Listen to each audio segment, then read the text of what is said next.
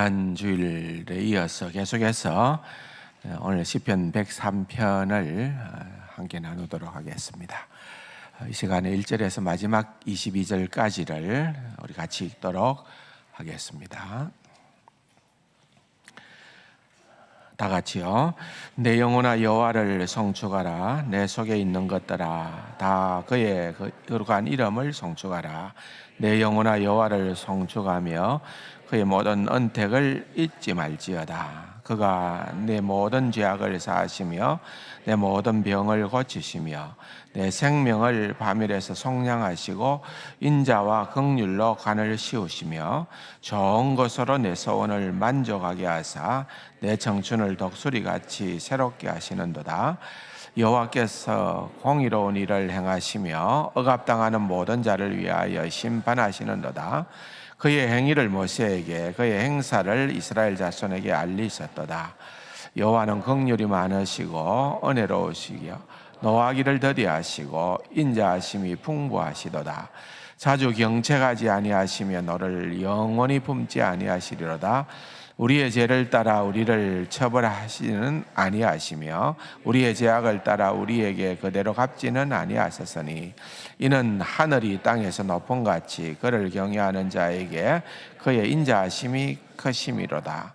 동이 서에서 먼 것 같이 우리의 죄가를 우리에게서 멀리 옮기셨으며 아버지가 자식을 긍휼히 여긴 같이 여호와께서 자기를 경외하는 자를 긍휼히 여기시나니 이는 그가 우리의 체질을 아시며 우리가 단지 먼지뿐임을 기억하심이로다.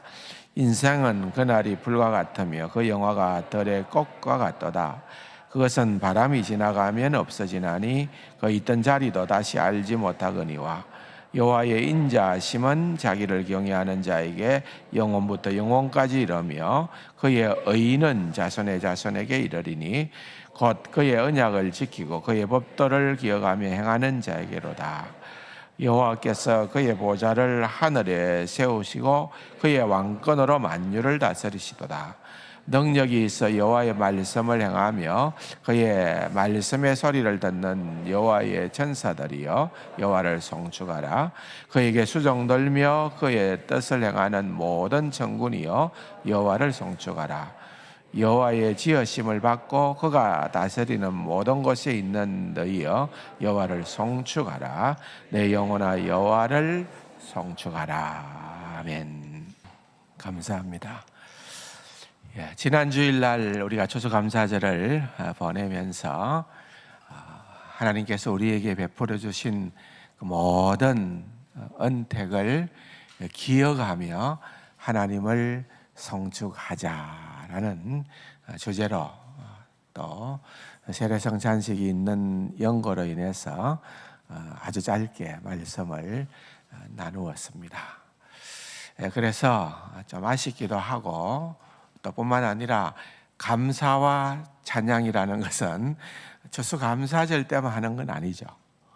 늘 일상으로 우리가 해야 되는 일들이기 때문에 이 시편 103편이 또 다윗이 그렇게 찬양했던 그 찬양의 귀한 내용들을 우리가 다시 한 번 더 살피면서 늘 하나님을 찬양하는 내 영혼아 하나님을 송축하라.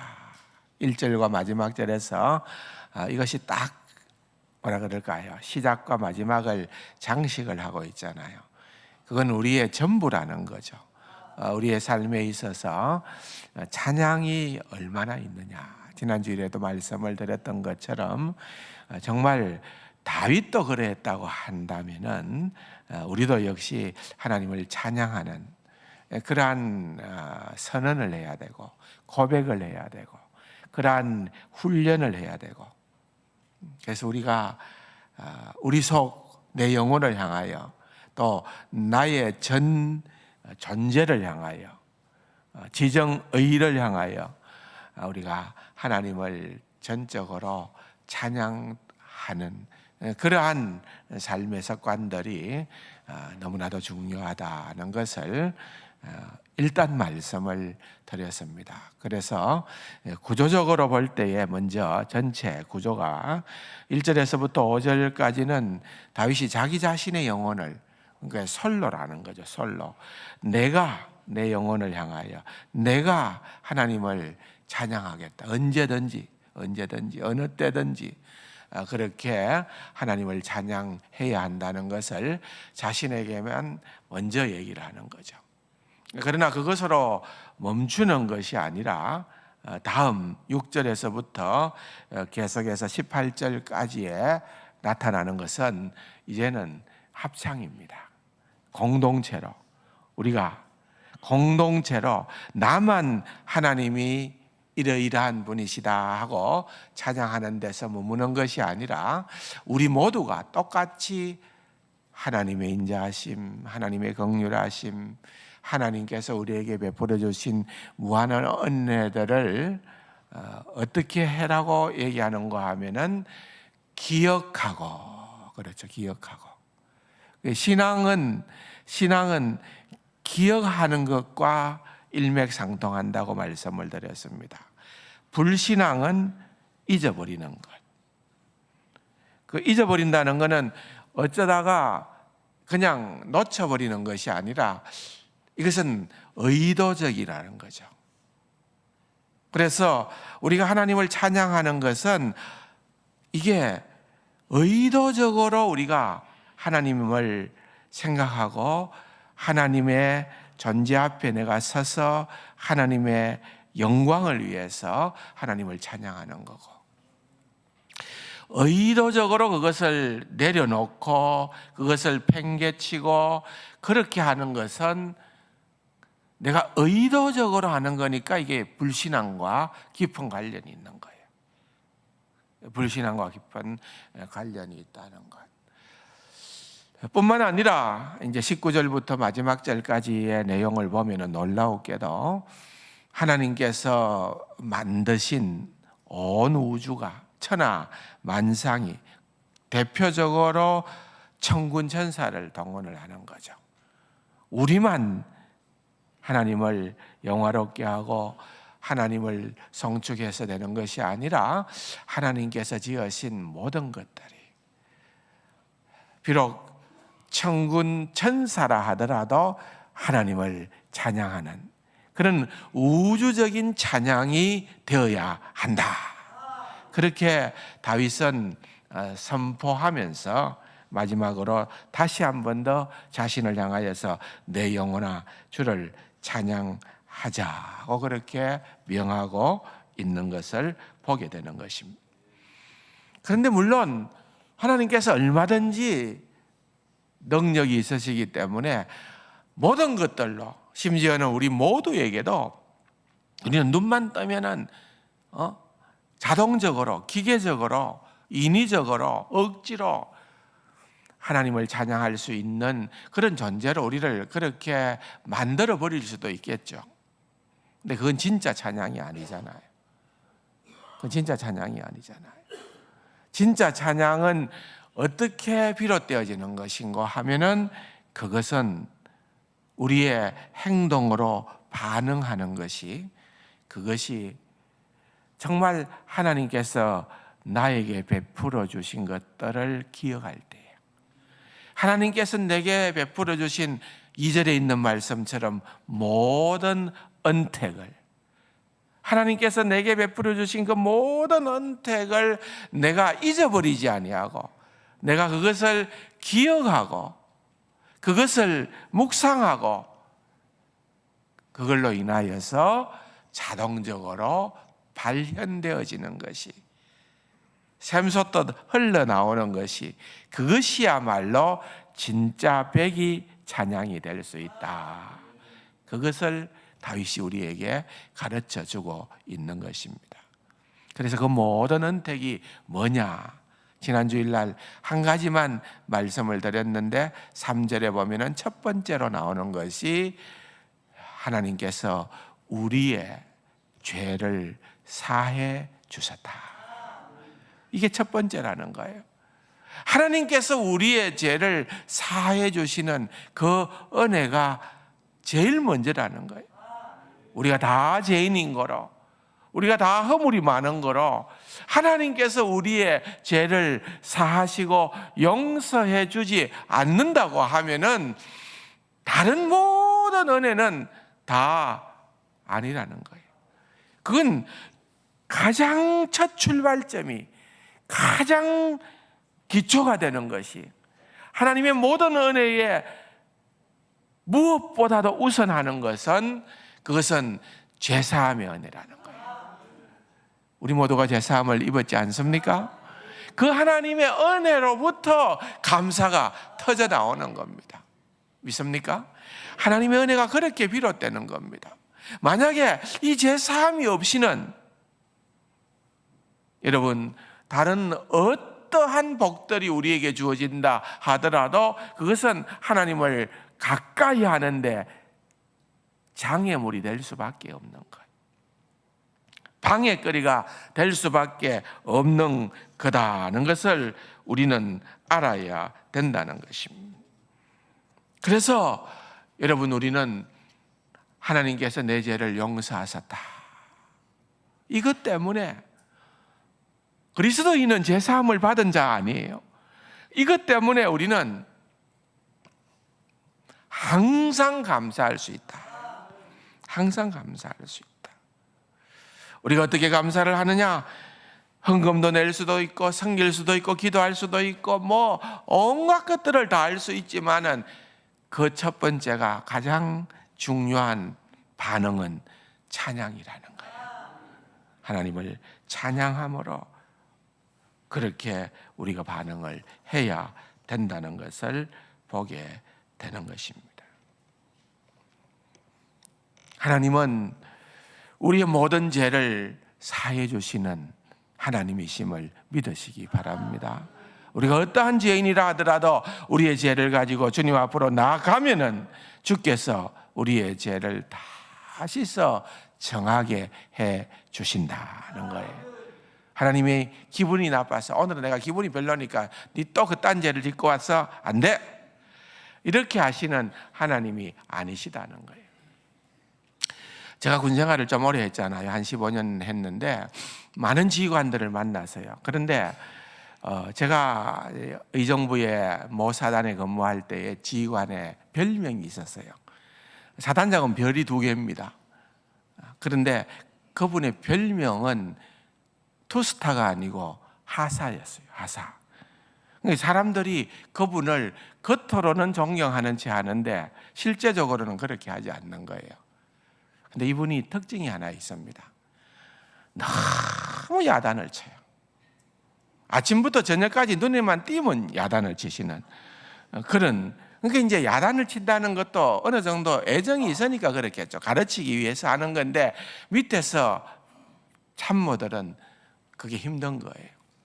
그래서 아침에 상황실에서 유난히 사단장님이 많이 화를 내고 나면은 중요한 결재판을 가지고 이제 결재를 받으러 들어가는데 참모들이, 작전참모, 인사참모, 군수참모, 참모들이 들어가지를 못하는 거예요.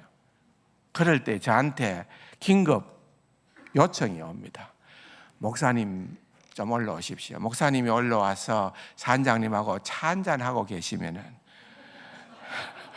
그러면은 우리가 그때 들어가겠습니다. 그때 들어가겠습니다. 제가 좀 그건 잘하거든요. 제가 똑똑 두드립니다. 누구야? 군종 참모입니다. 그러면 제가 이제 당황하는 거죠. 목사님 오셨다. 이분이요, 독실한 불교 신자예요. 그런데 또 재미난 것은 이분은요, 전체 병사들에게 잘 때마다 성경을 한 장씩 읽고 자라는 거예요. 참 특이한 분이죠. 근데 만약에 독실한 기독교 신자가 성경 읽으라 하면은 이거는 문제가 돼요. 근데 불교 신자니까 성경 읽으라 해도 괜찮아요. 그래서 한 번씩 물으면은, 목사님, 성경은 베스트셀러 아닙니까? 성경은 참 좋은 책이라서 읽어서 유익하니까 제가 읽도록 합니다. 저는 기본적으로 불교 신자라도 목사에 대한 예우가 있어요. 들어가서 차 한잔하고 사장님 좀 푸십시오. 다 아직 어리지 않습니까? 이제 소령, 중령, 대령 다 어린데 그거 가지고 야단치고 너무 그러지 마시고 좀 그러십시오. 지금 그렇게 이제 좀 풀어놓으면은 이제 참모들이 결제판 들고 똑똑하고 들어옵니다. 제가 앉아 있을 때 들어와요. 그러면은 이제 사장님 화도 못 내고 알았어 하고 사인하고 이제 내보내줘요. 예, 사람은요 그날 기분 따라서 달라질 수 있습니다. 하나님은 그런 하나님이 아니시라는 거예요. 우리가 어떠한 죄를 지어도 주님 앞에 우리의 죄를 가지고 나가서 용서를 구하면은 하나님께서 우리의 죄를 다 씻어주시는 그러한 하나님이심을 믿으시기 바랍니다. 4절에 보니까 내 생명을 파멸해서 속량하시고, 속량한다는 이 말은 여러분 이게 사람이 주어일 때에는요 공경에서 보상을 내가 대가를 지불하고 그렇게 건져낸다는 말입니다. 여러분 제가 룻기 설교를 할 때에 기업 물은다라고 그렇게 얘기했지요. 그 말이 이 말입니다. 기업 물은다. 내하고 관계되는 그러한 친척이 어려움에 처해 있을 때에 내가 대가를 지불하고 내가 책임을 지고 그 사람의 어려움을 감당을 하고 그것을 해결해 줄 때에 그것을 속량이라고 그래요. 그런데 주어가 사람이 아니고 하나님이 주어가 되면은 하나님께서 죽음의 자리에 있는 우리들을 구원해 주신다. 그 말입니다. 여기에 보면은 파멸이라는 말이 웅덩이라는 말도 되고 지옥이라는 말도 되고 죽음이라는 말도 되고 무덤이라는 말도 되는 거예요. 그러니까 하나님께서 우리를 지옥에서, 하나님께서 우리를 죽음에서, 하나님께서 우리를 무덤에서 그렇게 속량해 주시는, 구원해 주시는 하나님이시다. 그래 얼마나 좋아요. 다윗이 그것만 생각하니까 너무너무 감사하고 찬양을 드릴 수밖에는 없는 겁니다. 뿐만 아니라 4절 하반부에 보면은 인자와 긍휼로 관을 씌웠다. 여기 관이라는 것은 왕관을 의미하는 왕관. 왕이 쓰는 왕관이에요. 여러분 그 경주에 가면은 그 금관 있죠. 금관 금관총에서 나온 금관이라. 그 금관이요. 제가 어릴 때 살았던 우리 집에서 불과 200-300m 떨어진 곳에서 발견된 거예요. 제가 발견할 수도 있었는데. 그랬는데 그 금관을 보면은 우리나라 신라 금관이 아주 공예가 아주 뛰어나요. 보석도 주렁주렁했고 아주 얼마나 아름다운지 몰라요. 그게 금관이에요. 왕의 권위를 나타내는 거예요. 그런데 여기에 우리에게 관을 씌워줬다. 왕관을 씌워줬다. 이것은 그냥 단순하게 우리가 임금놀이 해도 된다 그 말이 아니에요. 이 말은 무슨 말인가 하면은 우리로 하여금 왕으로 느끼게끔 해줬다 그 말이에요. 그 왕이 아닌데 왕으로 느끼게끔 해주는 것도 있잖아요. 그게 아니고 이 말은 또 무슨 말인가 하면은 내가 진짜 하나님께서 우리를 왕으로 만들어 주셨는데 예수 그리스도와 연합한 자로 우리로 왕노릇 하게끔 해줬는데 우리가 그거를 놓쳐버리고 잊어버리고 깨닫지 못하고 그렇게 살아가기 때문에 우리로 하여금 그것을 다시금 깨닫고 알 수 있는 자로 삼아 주셨다. 우리로 하나님께서 이런 왕노릇 하게끔. 근데 거기에 우리는 보석으로 치장된 것이 아니라 여기에 보면은 인자와 긍휼로 관을 씌웠다. 여러분 이건 그냥 하나님의 성품 그 자체이지 않습니까? 하나님의 대표적인 성품입니다. 그러니까 하나님의 성품이 우리에게 그대로 전수되어졌으니까 얼마나 하나님께서 우리를 고귀한 자로 삼아 주셨느냐는 거예요. 하나님의 인자하심, 하나님의 긍휼하심, 얼마나 놀라운 것입니까? 그러한 은혜를 우리에게 허락해 줬었다는 거예요. 그러므로 우리가 복음을 제대로 알게 될 때에, 복음의 비밀을 알고 내가 복음 때문에 하나님의 백성, 하나님의 자녀가 된 것을 제대로 알게 되면은 여러분, 우리의 인생은 달라질 수밖에 없어요. 우리의 인생은 복음 때문에 찬송할 수밖에 없어요. 찬송만 할까요? 뒤집어져 버리는 거죠. 내가 예수를 믿는 참 그리스도인이 되면은 우리 인생이 뒤집어 버리는 거예요. 내 인생이 사도 바울처럼 송두리째 주님께 드려지는 인생 되는 거예요. 믿습니까? 베드로전서 1장 8절에 보면은 너희가 예수를 보지 못하였으나, 그렇죠, 소아시아에 사는 그리스도인들이 그 당시에 예수를 보지 못했어요. 사도 바울이 선교여행을 하면서 복음을 전했기 때문에 믿고 말할 수 없는 영광스러운 즐거움으로 기뻐한다 그랬습니다. 복음의 비밀을 깨닫게 되어지면은 예수 그리스도를 보지 못하였다 하더라도 형언할 수 없는 영광스러운 기쁨이 그들을 삼켜버리는 거예요. 그래서 너희는 예수 때문에 기꺼이 즐거이 고난을 당할 수 있는 그러한 자가 되어진다, 그 말이에요. 얼마나 놀라운 은혜요, 얼마나 놀라운 축복입니까?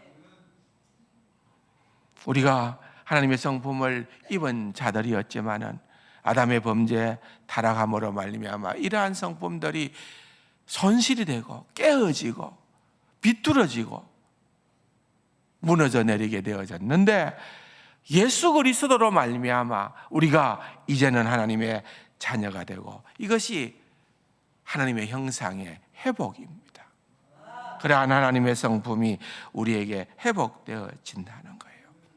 시편 8편 5절에서 다윗이 이런 고백을 하지 않습니까? 그를 하나님보다 조금 못하게 하시고 영화와 정기로 간을 씌운나이다. 누가요?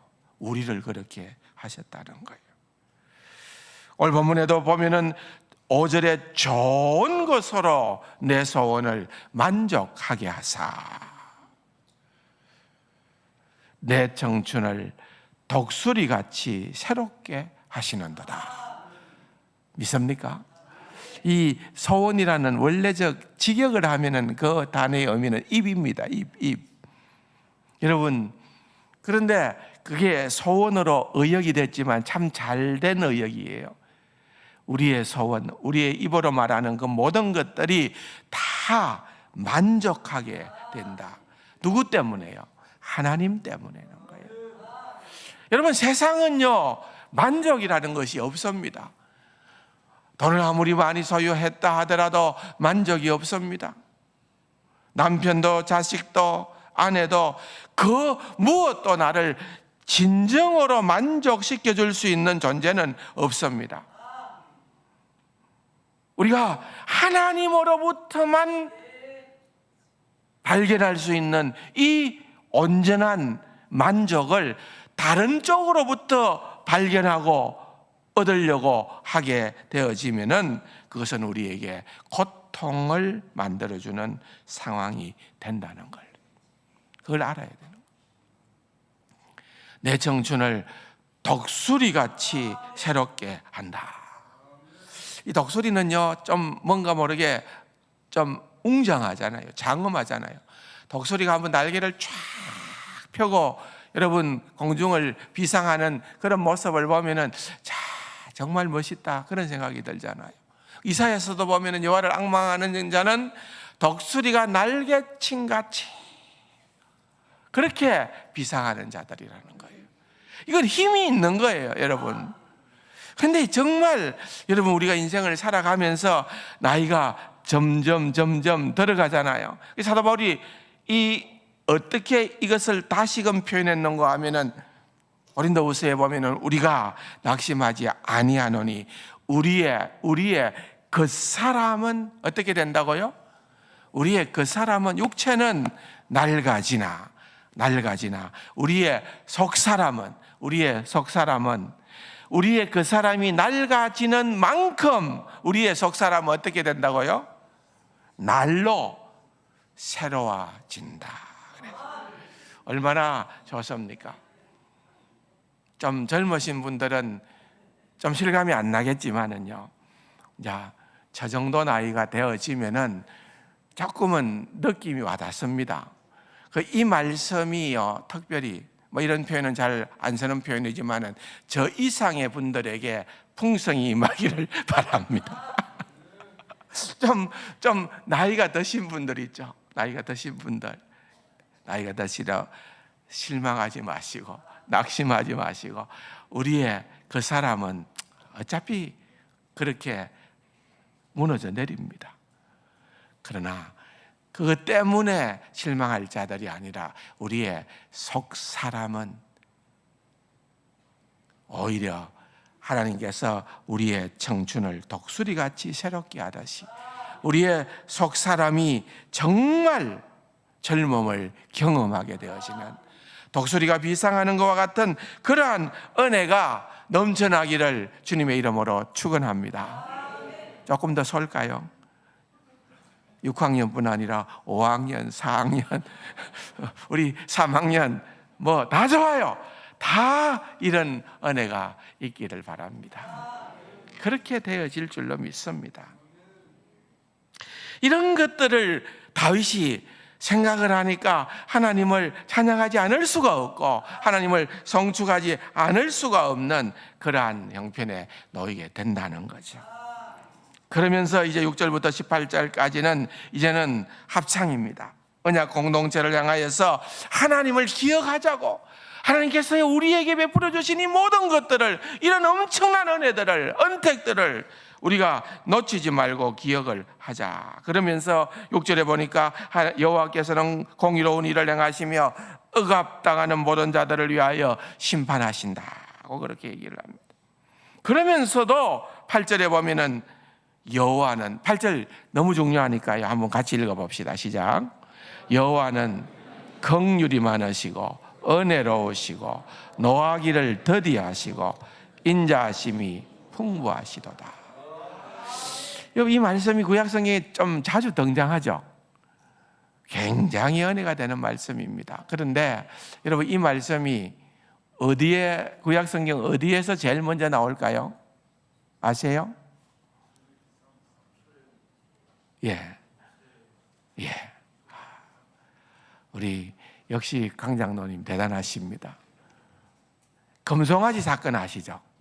금송아지 사건이 일어나서 하나님께서 진노하셨을 때, 근데 사실은 하나님의 진노가 또 임하기도 했지만은 그 장면을 34장에서 보면은 여호와께서 나타나시면서 나는 이러한 하나님이다 하고 자기 자신을 선포하실 때에 이 말씀이 등장합니다. 하나님은 어떤 하나님이시라고요? 긍휼이 많으시고 은혜로우시고, 어떤 분이 설명을 이렇게 하더라고요. 긍휼이라고 하는 것은 뭐냐? 긍휼이라고 하는 것은 하나님의 심판, 하나님의 진노, 하나님의 벌을 받아야 마땅한데도 불구하고 하나님께서 그것을 안 주는 것이 긍휼이고, 은혜는 뭔가? 받을 수 없는, 우리는 도무지 받을 만한 자격이 없는 자들에게 하나님께서 선물을 주시는 거예요. 그게 은혜라는 거예요. 긍휼과 은혜를 그렇게 구분을 하더라고요. 하나님은 은혜롭고 하나님은 긍휼이 많으시고 하나님은 또한 노하기를 더디하시고, 우리는 조그만한 일이 있으면 조금만 내 마음이 안 되더라도 확 화를 냅니다. 예. 그러나 하나님은 노하기를 더디하시고 인자하심이 풍부하시도다.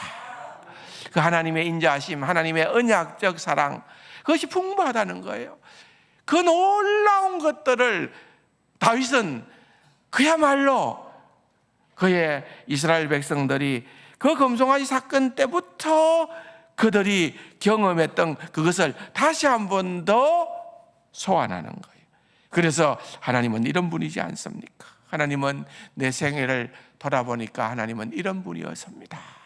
그렇게 선포하고 그렇게 외치는 것입니다.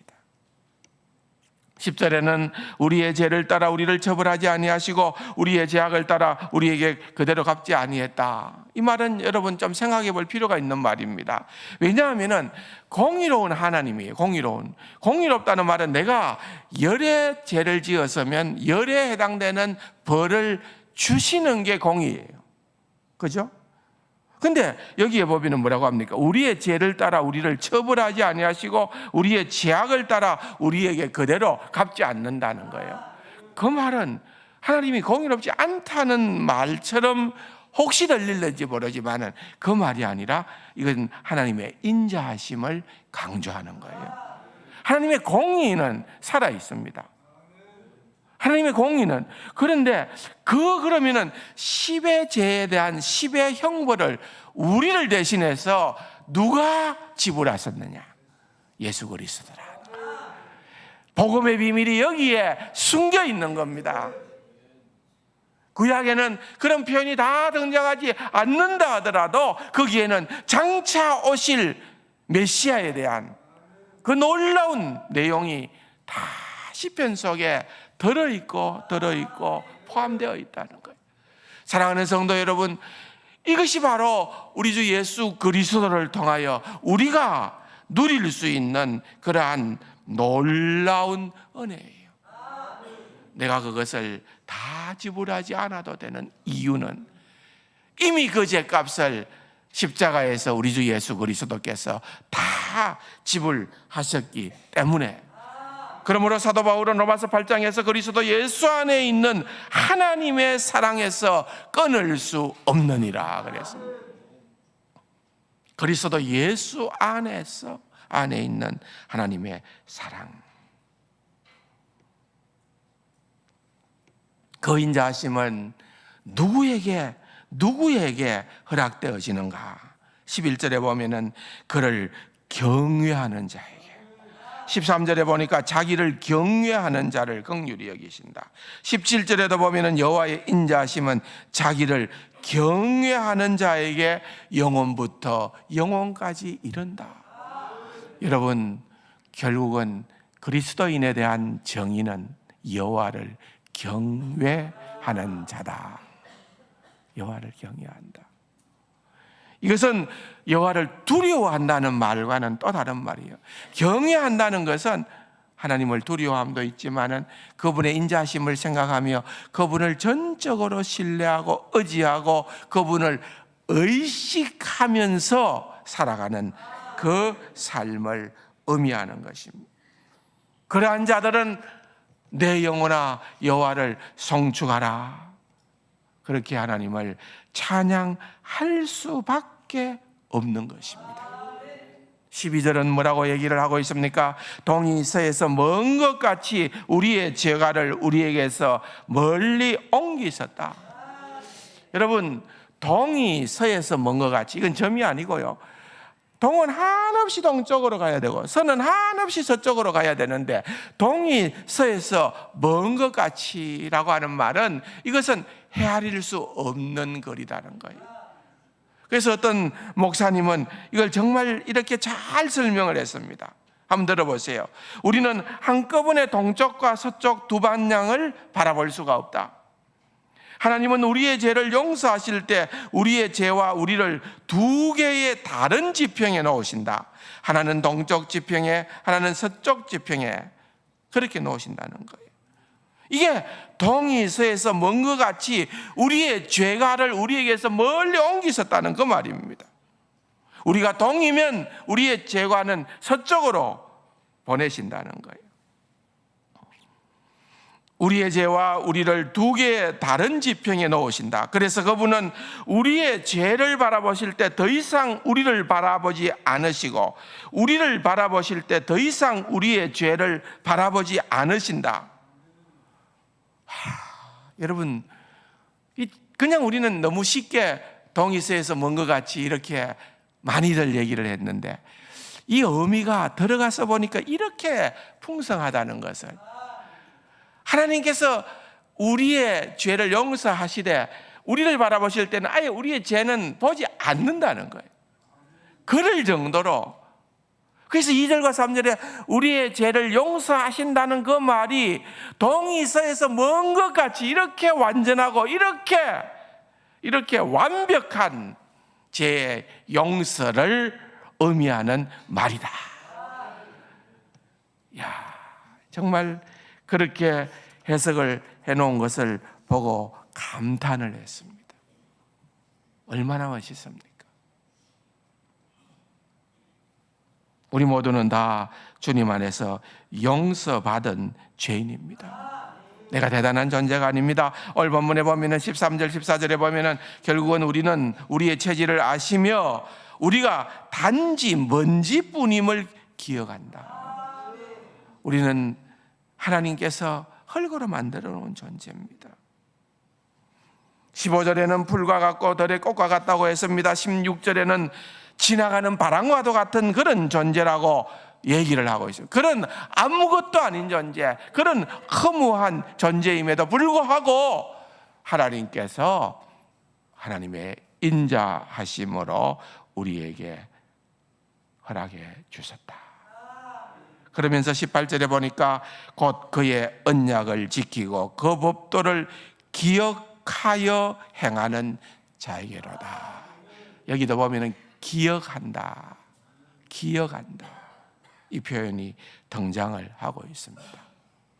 마지막으로 19절에서 22절에 보면은 하늘의 천군 천사들을 또한 소환을 합니다.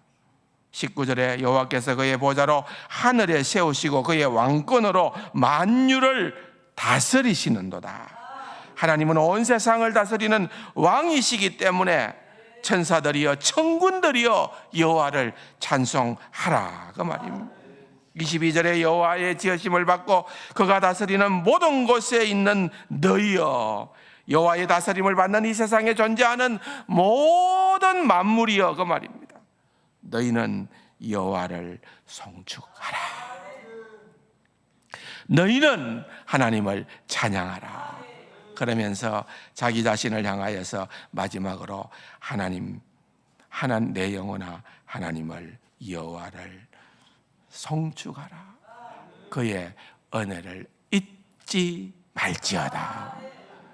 이것은 추수감사절만 우리가 불러야 되는 찬양이 아니고 우리의 삶의 일상에서 언제나 끊이지 않는 찬양이어야 될 줄로 믿습니다. 이 설교 말씀을, 이 또 시편 103편의 말씀을 여러분들이 기억을 하면서 우리가 몇 년 전에 자주 불렀던 찬송입니다만은 이 찬송을 우리가 한번 들으면서 보면서 하나님 앞에 찬양의 제목을 다시 한 번 더 확인하면은 좋겠습니다.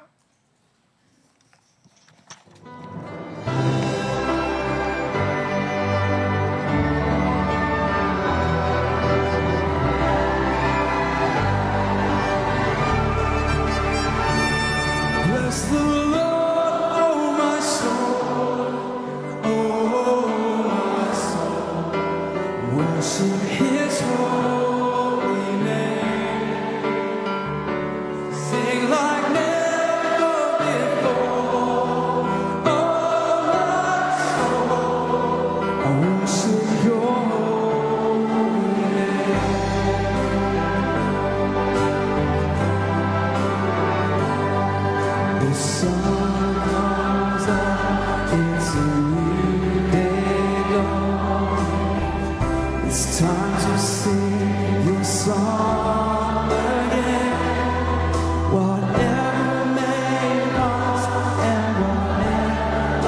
before.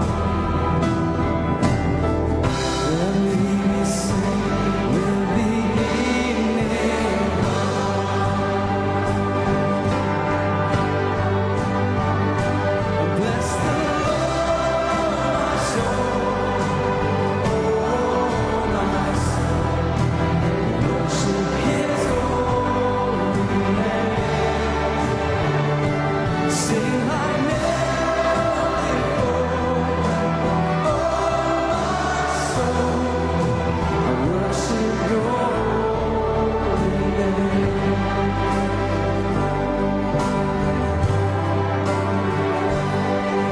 You're rich in love and slow to anger. Your name is great and Your heart is kind. For all Your goodness I will keep on singing.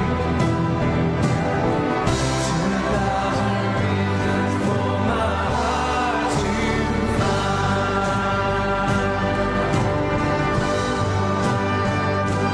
Bless the Lord, oh my soul, oh my soul. Worship His holy name. Sing like never before. Oh my soul, I worship Your holy name. Well, we've sung a lot of hymns tonight. My favorite hymn writer was Charles Wesley. In his very last hymn he wrote, age 81, on his deathbed, it says this: in age and feebleness extreme, who shall a helpless worm redeem? Jesus, my only hope Thou art, strength of my failing flesh and heart. Oh, could I catch one smile from Thee and drop into eternity? Does anyone feel that unshakable hope and love for Jesus Christ in this place tonight?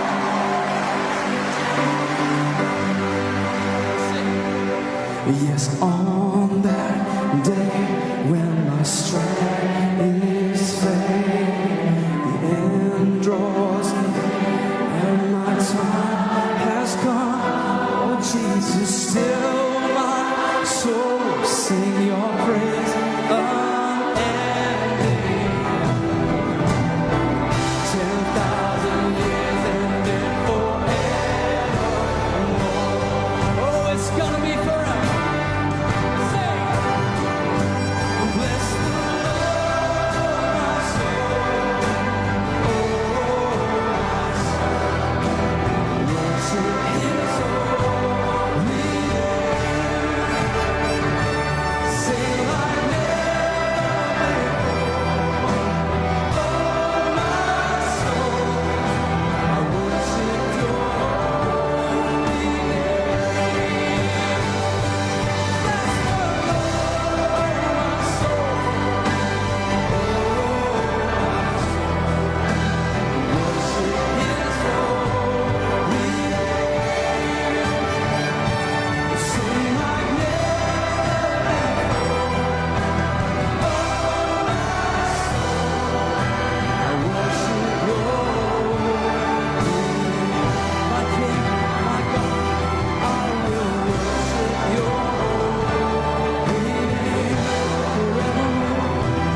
God, I worship Your holy name forever, forever.